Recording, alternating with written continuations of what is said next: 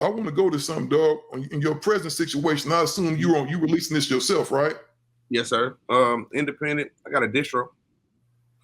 You got distribution situation.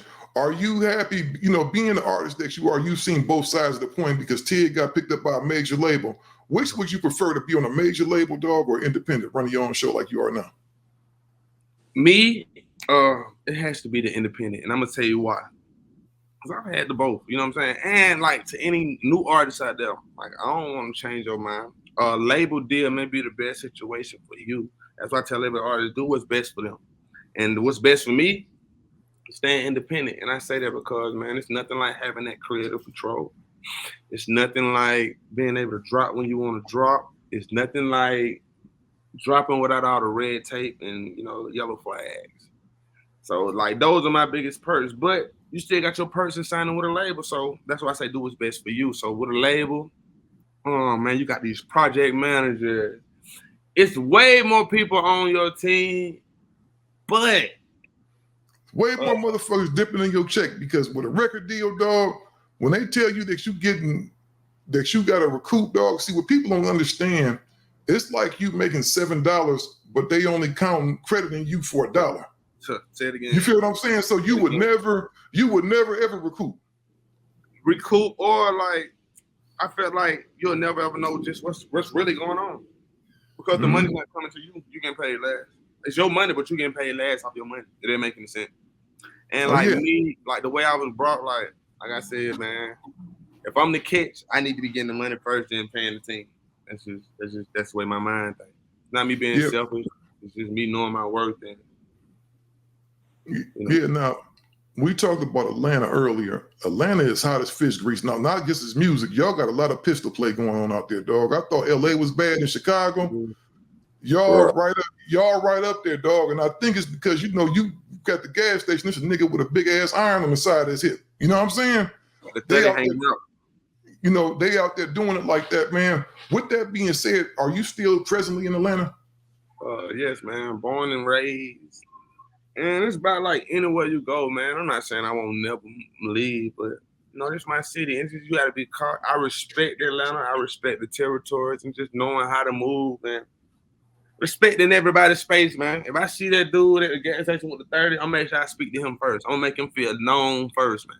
And it's about knowing, you know what I'm saying? It ain't got nothing to do with me being scared, just me respecting my territory, man. And know what come with these young niggas, man.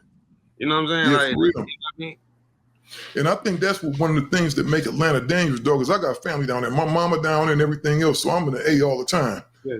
The thing is down there, dog, that make it real dangerous is it just ain't Atlanta people that's natives of Atlanta down there. You got motherfuckers, and it's usually the worst of the worst motherfuckers. You got motherfuckers coming from Brooklyn. Yeah. You got niggas coming from LA, Chicago, and they usually bringing all their baggage with them and all their bullshit. That they bring in the culture from those cities to Atlanta, and this ain't that type of city though.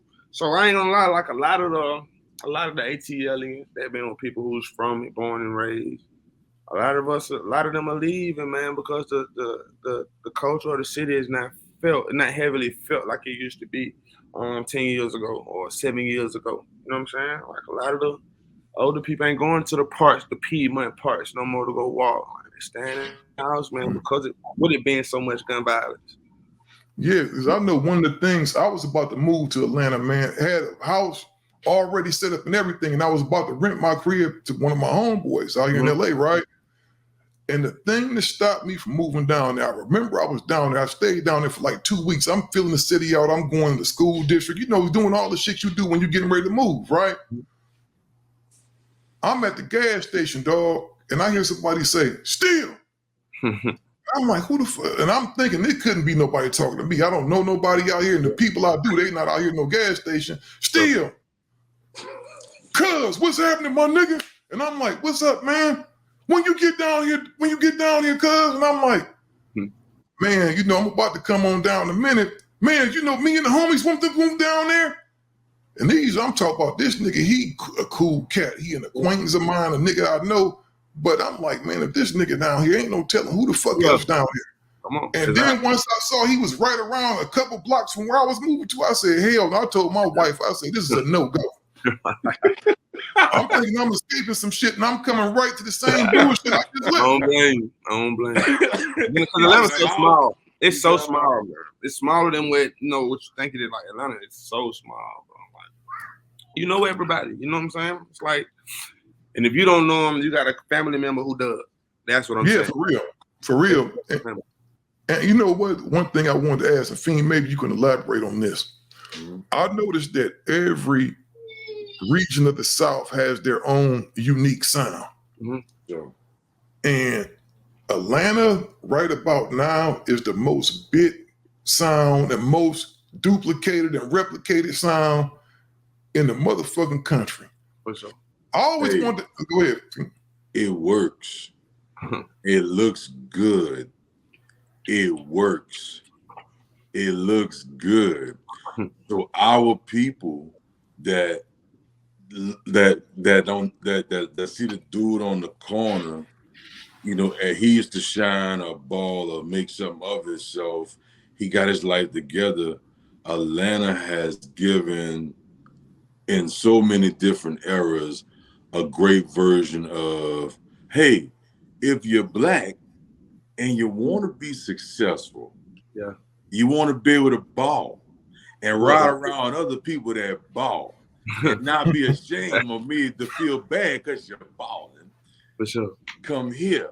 And Atlanta is super inviting like that. But what Homie is expressing is something that I honestly think is something that's happening in a lot of major cities that are known for their wins and that encourage us as a community of what we look like to each other, right? All of it's changing. The gentrification in one aspect, and just what your neighborhood is not the same no more. At all. No one has respect for the elders. No one, what I'm saying? No one is processing, this is the big homie. He has succeeded. Let me watch his footsteps to make it. Now they want, I take his shit. Yeah, for sure. Why would we hurt somebody that's uplifting us so much?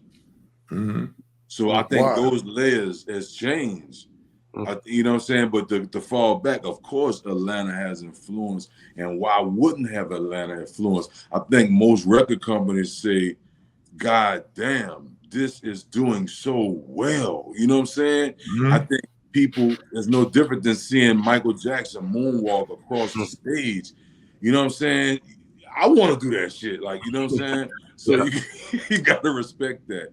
So, man, like a major salute to the state of Georgia, for Atlanta, Georgia, from zone 1 to zone, wherever that stops, zone 6. Thank you, Quan. Like, man, bro, you got to uplift people that inspire you and set the bar. You know what I'm saying? And set the bar.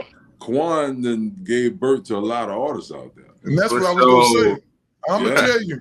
Yeah. You gave birth to a lot of artists, and I think a lot of credit gets thrown Young Thug's way, and he's a dope, influential dude. Very influential cat. But you was kind of like the precursor to all that stuff. You was right there at the beginning, dog. Like, really, you are probably responsible for the melodies coming in the game. Hey, man. You and Drake. I would say you and Drake, y'all forced motherfuckers, because if you was one of them, the average nigga that got bars couldn't make it in this area, because you got to be able to hold a note now. Yeah, you got to be able to see. People think it's just about turning on auto-tune. No, you got to still be able to sing to a degree. Exactly. You got to make everything and sound believable, man. Yeah, for real. I made non-singers want to sing, man.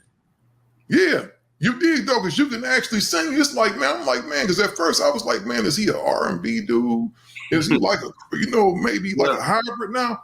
But you gave birth to a lot of people. Like, and this is no knock against these young people, because everybody has origin somewhere else. Everybody was influenced by somebody. For sure. So if you look at people now, like the little homie Roddy Ricch, you can tell he was definitely influenced by Atlanta. So in specific, the Rich Homie Quans. Yeah, where you from? West Coast, right? Yeah, he's from the West Coast. You don't sound like you would think he's from the A. That's what I'm saying. If you Roddy Ricch right now, you would think he's from the A. Bro, I'm gonna tell you. Shout out to the little homie, dog. He used to actually record at Me and Glass's studio in Signal Hill before he got on. And I knew he was tight, but that's the thing about hip hop now, dog. Everybody can rap a little bit. Yeah. So it's barely seldom I hear some shit that's just trash.